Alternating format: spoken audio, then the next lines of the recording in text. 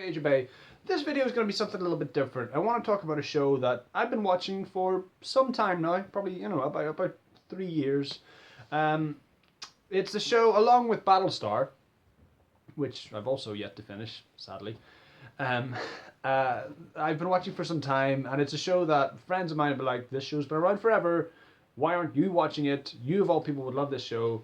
Watch this show. So I've been watching this show, and it's just such a weird, it's just such a quandary of a show, man. The show is Supernatural, okay? Started in 2005, same time as Doctor Who. Probably a little bit earlier, actually. No, I think 2005. Yeah, 2005. Because it did it just finished its 10th season this year, and it's on its 11th. So it would have been around then, maybe. Um, and it's a weird show. It's one of those shows that when it's good, there's nothing better than it. But when it's bad, it's like, come on, what are you doing? There's a disconnect, and not in the Walking Dead way. The first season of Walking Dead was fantastic. That's all I'm gonna say, because after that it was just a slow, steady decline to mediocrity. And I've long since stopped watching The Walking Dead. It's just, why do you do that to yourself? Anyway, this show, somewhat more well, yeah, certainly more upbeat than The Walking Dead, but God, it's kind of horrible at the same time. I'm not going to describe the whole thing. I'm going to talk about my issues with the show. The premise of it is basically, it's about these two brothers who are monster hunters, Sam and Dean Winchester. They drive around in an Impala around Midwest America, solving supernatural crimes. And there's an element of destiny to it all. They were trained to do this from a very, very young age. They lost their mother tragically when Sam was a baby. It's a whole thing. I'm not going to get into the story, okay? The problem is, there's a disconnect. Like this, as I said before. The first season is very repetitive. I found it very hard to watch. It's just them doing Monster of the Week episodes. And it turns out this was part of a larger game plan. It's to establish, look, this is what these guys do. This is their life. They do this week in, week out.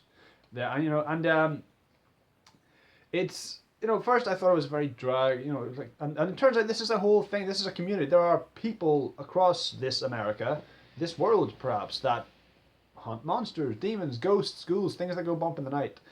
And it just, but they all live like rednecks and truckers, and they're just wastrels and vagabonds, and they just drive around. It's a whole thing. For a long time, that Jeffrey Dean Morgan plays their dad sometimes, but he's not around very much. He's great when he's in it.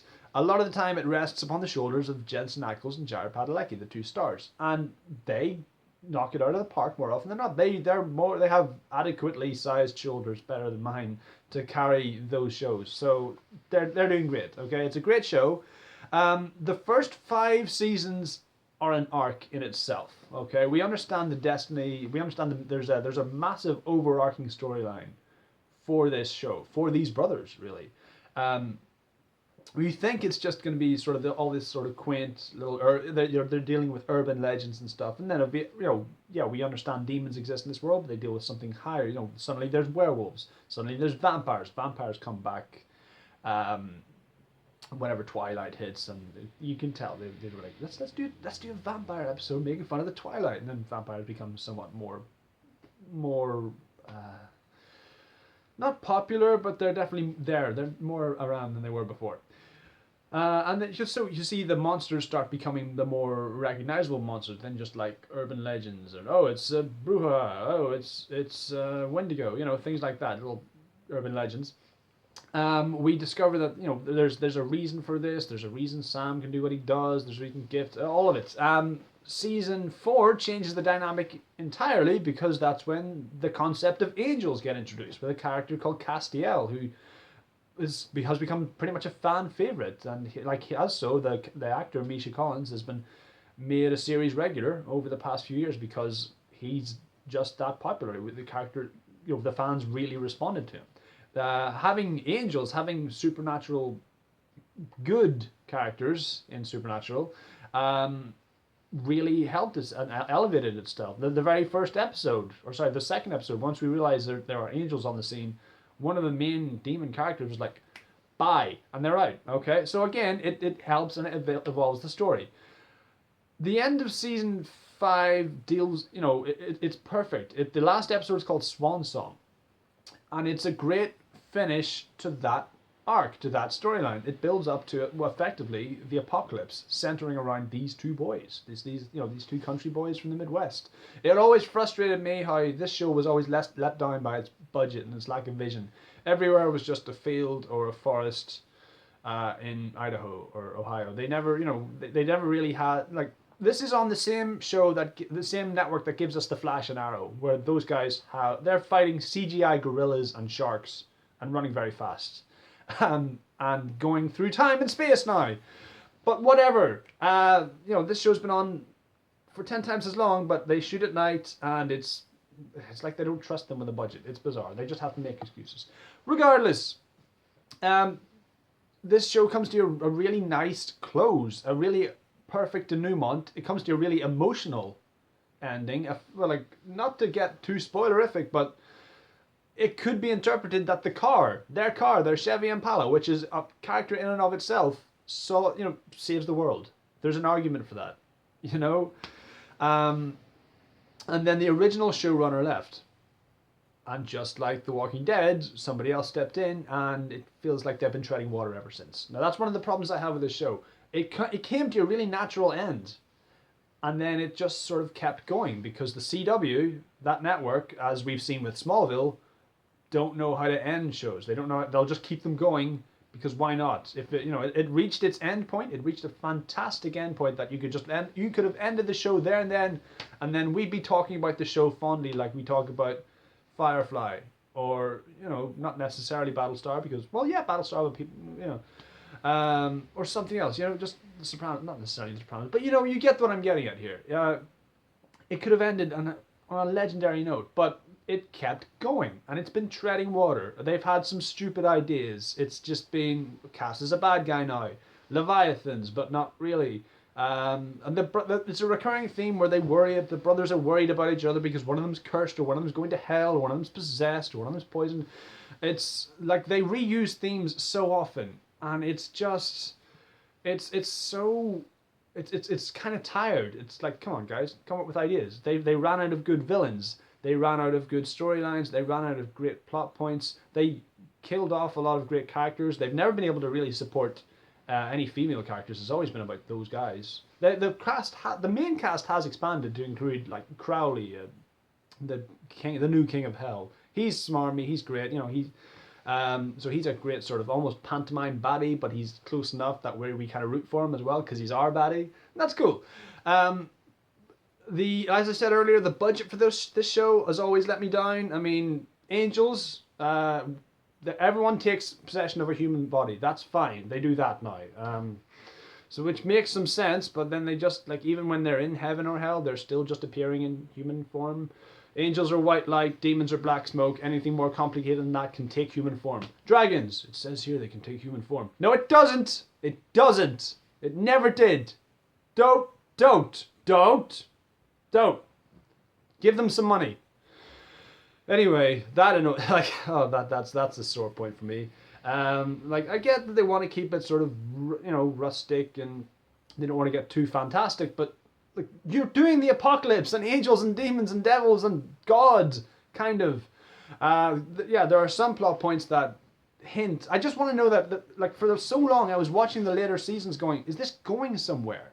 Please tell me that we're not just treading water here. Please tell me that you're not just killing time, that there are still some storylines to attend to. Please tell me that you have a plan and we're going to get back to that, because some plot points were just dropped and never returned to. And this is where things might be looking up. I've started watching season 11. My girlfriend, my fiance, I'm a human. What do you want?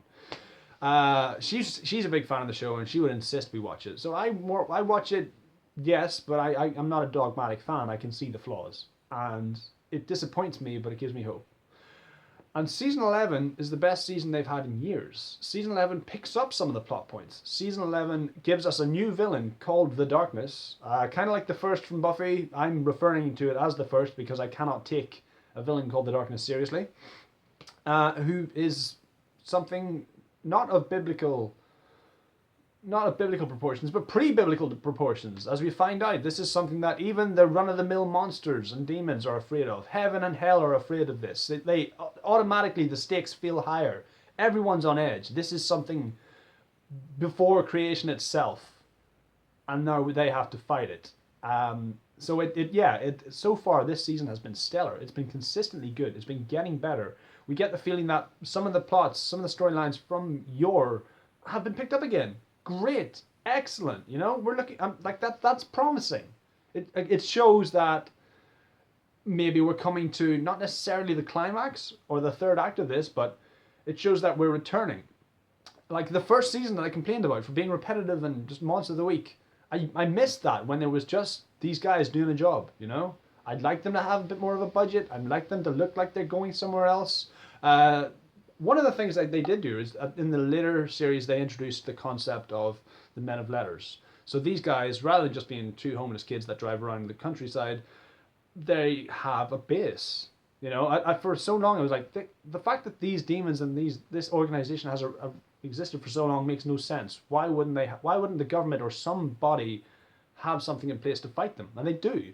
They kind of have like the Hatch from Lost, but for supernatural things, and it's awesome. It's like Dumbledore's office or something, but they live in it. It's like Dumbledore's office meets the Hatch, and I thought that was a great, really cool concept to add to that. You know, they've got a base, they've got a HQ. So, you know, the show does get better. It's like it's not a show that I would give up on, but it's a show where, you know, I know there's a good show in there. I followed some shows like Agents of S.H.I.E.L.D. I followed that because even when it sucked, I was like, I know there's a good show in you. You're gonna bring it out one day, and this is that other show. It can be a good show. It's whenever it goes weird, whenever it goes off the books crazy, it can be fantastic. They have black and white episodes, trickster episodes, you know, flashback episodes, musical episodes. Fine, that's fantastic, but I just wanted to get back to that. It's a love-hate relationship. But those are my thoughts on Supernatural. Please let me know yours in the comments below. And if you like this vid, please click like, subscribe, view, share, and all the usual jazz. Carry on.